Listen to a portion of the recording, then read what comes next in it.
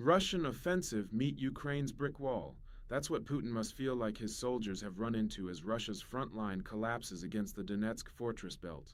The big spring push that Putin had planned was supposed to topple that belt. Instead, the Russian offensive is imploding as the fortress belt shuts it down and turns the territory that Russia wants to capture into a death trap. Putin didn't see this coming, but now, experts from the Institute for the Study of War, or ISW, are predicting the total failure of Russia's 2026 plans. Those plans were simple: take the fortress belt in 2026. Russia's entire spring offensive is built around the collapse of the fortress belt, France 24 reports.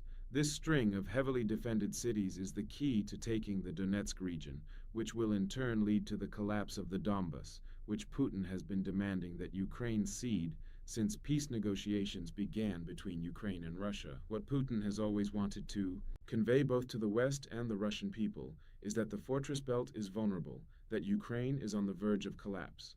And with the fall of that belt of cities, Russia would also get its hands on what former Vice Admiral of the U.S. Navy, Robert B. Myrick, calls a veritable highway for any army that wanted to conduct operations further into Ukraine and beyond. The juice then is worth the spring squeeze for Russia. At least that was the Russian plan, but the fortress belt is no easy foe to topple. A collection of 4 large cities and many small settlements that run north to south along the H-20 Konstantin Slavian's highway. The belt is approximately 50 kilometers or 31 miles long and was home to over 380,000 people before Putin invaded Ukraine. That gives you a sense of the size and scale of the task that lies before Russia's forces, as they have been commanded to topple that belt of cities by the end of 2026. The spring offensive was supposed to be the start of Russia's glorious path to success in Ukraine. Sure, the fortress belt has been a thorn in Putin's side even before Russia launched its full-scale invasion. Since the start of hostilities in 2014, which led to the illegal annexation of Crimea and caused disruption in the Donbas, Ukraine has been building up its defenses in the fortress belt. Over a decade of fortification has also translated into the same amount of time that Russia has failed to make a dent in that belt. But Russia needs the belt. It will be key to taking the last 30% or so of the Donetsk region that will allow Putin to put himself in a position where he could spin the obvious failure of his special military operation into some sort of success story. Nobody would buy that, outside of Russia, but that doesn't matter to Putin. He has plans for the spring, and he isn't going to move away from them. It doesn't matter that Russia has been fighting for over 20 months just to topple Chazy, which is a tiny settlement outside of the fortress belt, by the end of 2025. Somehow Russia's leader thought his troops would be able to turn such a grinding failure in these sorts of outskirt settlements into the complete destruction of far more powerful defenses in the fortress belt. All Russia would need was more manpower for the job, and Putin has provided it. But we're already starting to see that things aren't going according to the weak plan that Putin has created for the fortress belt. The 2026 spring offensive is off to a terrible start. The casualties are starting to mount even before Russia's forces get anywhere near the belt. Just a few days into the new operation, Russia's losses were already hovering around 10,000 soldiers killed or injured. The National Interest reports Russia's campaign to topple the fortress belt is also a record breaker, but in the worst possible way. March 17th saw Russia lose 1,710 of its soldiers in a single day, which is the highest number seen at any point in 2026 so far. We'll put an emphasis on those last 2 words, so far. A lot worse is to come for Russia, as Putin's strategy has failed to evolve from his approach of throwing more cannon fodder at Ukraine's defenses. These early losses were already signs that the spring offensive was off to such a terrible start that the goal of collapsing the fortress belt seemed a long way off. Russian military bloggers and propagandists are already starting to turn against Putin, as you'll discover if you stick with us. But this is where things start to shift from serious to catastrophic for Putin and his fortress belt plans. These losses would at least be acceptable to somebody as callous and tactically inept as Putin if they were made in return for territorial gains along the fortress belt. But those gains are not happening, and ISW expert and Ukrainian military observer Konstantin Mashevets explains what we're really seeing on the ground. The ISW reports that Machevets claims that Russia has deployed elements of its Third Combined Arms Army in its push against the Donetsk fortress belt. Right now, those soldiers are fighting against Ukraine near Zakitna and Krealuka, both of which lie east of Slaviansk, which is at the northern tip of the fortress belt. It hasn't been going well for Russia in that region, though Putin's forces managed to make some minor strategic advances earlier in March. The offensive has stalled out as of March 29th, as Putin's PSIEs have failed to make any sort of push forward for the week up to the ISW's report. That means practically no real movement since March 22nd. It gets worse for Russia. In the Constantine, which you may remember as the other end of the fortress belt, Russia has deployed its 3rd Army Corps in its 8th Combined Arms Army. They're doing even worse than the 3rd Combined Arms Army, while the 3rd at least managed to make some progress before running into the Ukrainian brick wall. The forces Putin deployed at the southern tip of the fortress belt haven't even managed that. They're somehow moving even slower than the 3rd Combined Arms Army, which leaves Putin in something of a pickle. The plan was to attack the fortress belt from both ends. That can't happen when the troops at one of those ends haven't even made it close to the positions that Russia needs them to be in. Russia is trying to do the only thing that it knows how to do to solve the fortress belt problem that it's currently grappling with. More manpower will lead to victory. Putin believes, even if that means that yet more of Russia's young men are crushed under Ukraine's defenses. Mashevet says in a March 29th Facebook post that Russia has already been forced to start pulling forces from what he calls its mobilization reserve in the occupied regions of Donetsk and Luhansk. These are soldiers who are likely supposed to have stayed in the occupied regions for far longer, perhaps to serve as reinforcements once breakthroughs have been made along the fortress belt, but they're already being sent into the fight, as are the Russian Volunteer Assault Corps. In other words, Russia is committing more soldiers than it intended in the early weeks of the spring offensive because it's losing more troops than it anticipated and getting practically nothing in return for those losses. Coming back to the attack from both ends strategy, Putin wants to pull off a classic pincer movement. Attack from 2 different flanks and you box the enemy in, forcing them to defend on both sides as you whittle away at their forces. It's a military strategy as old as war itself, and it's what Putin wants to achieve with the jewel pushes in both the north and south of the Fortress Belt region. But in the south of the Fortress Belt, particularly around Liman and Constantine, the advances that Putin expected to see haven't happened. Without those advances, Pincer can't be executed. That's left Putin with a tough choice to make. Does he rely on his already failing troops in the south of the Fortress Belt? That seems to be a bad idea, and they're the ones being whittled away in return for no progress. Or does Putin send some reinforcements from the 3rd Combined Arms Army that has at least achieved a modicum of success in the north, even though it's stalled out now? That's not a great option either.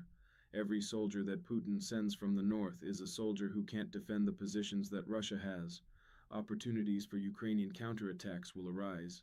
At the same time, weakening the 3rd Combined Arms Army means that its already faltering offensives either get weaker or can't happen at all. So, no reversal of a week of no gains can come. This is what we mean when we say the Fortress Belt has shut down Russia's offensive. The ISW says the few advances that Russia has made could support operations in the Liman and Constantine directions. They're nowhere near enough to do that, while allowing for a drive. Towards Slovian, Putin has to pick one or the other, and in both cases he's sending his soldiers into a death trap that has already resulted in the scale of Russia's losses skyrocketing during the first couple of weeks of the spring offense. The fortress belt is supposed to fall to this approach, but that's looking increasingly unlikely, especially if the goal is for that belt to collapse in 2026. The spring offensive is already imploding, and if Putin has been paying attention, he might have been able to see this coming.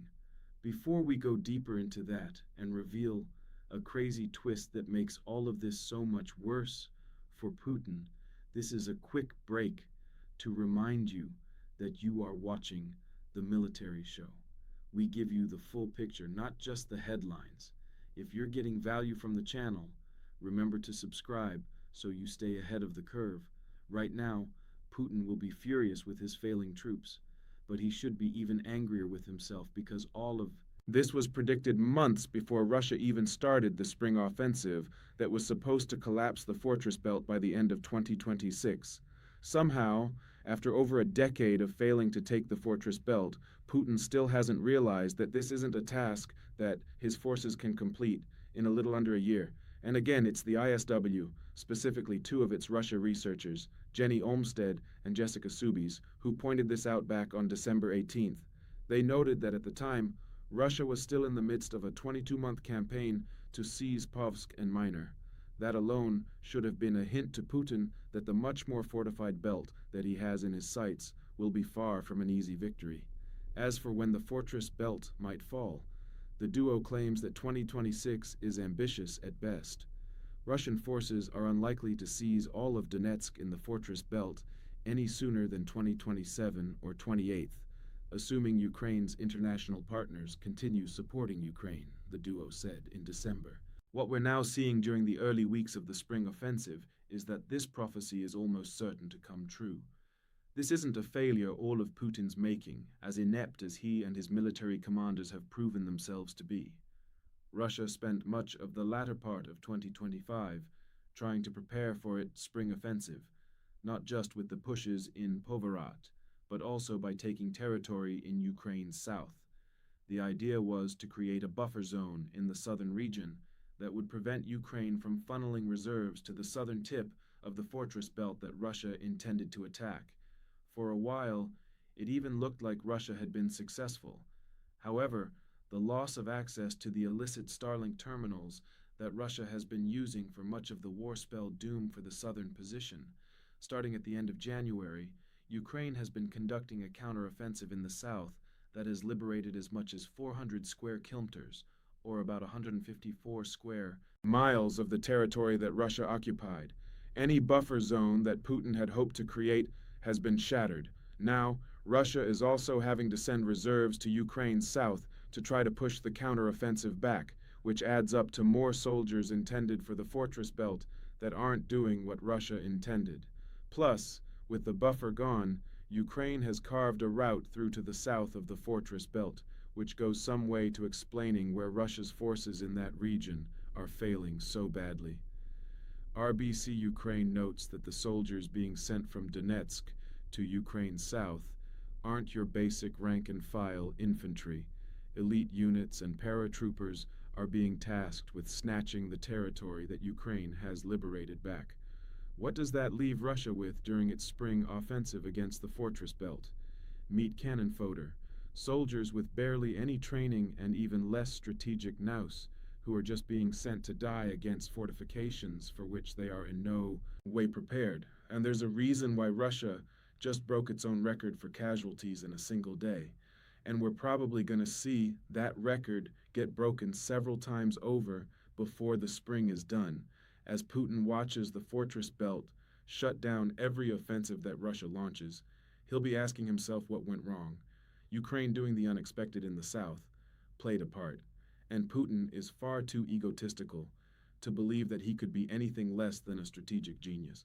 But he won't see the part he and his Kremlin cronies have played in all this. But behind the problems that Russia is experiencing on the battlefield lies an even bigger issue that Putin needs to get a handle on. Russia's military bloggers are turning against him, and one of them is among the most influential propagandists that Putin has in his Russia-based disinformation army. Little by little, the advantage is going to our enemies. Very experienced guys are working there. They are highly qualified specialists.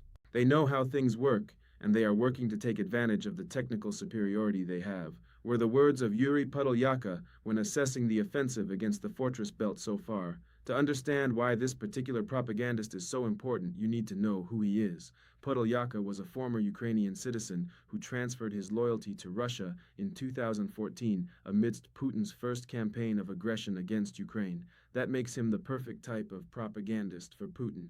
Who better than a former Ukrainian to tell Russia's people how justified Putin's invasion is? And for about 4 years, Podolyaka, who has 2.7 million YouTube subscribers and about 2.8 million followers on Telegram, was exactly what Putin wanted.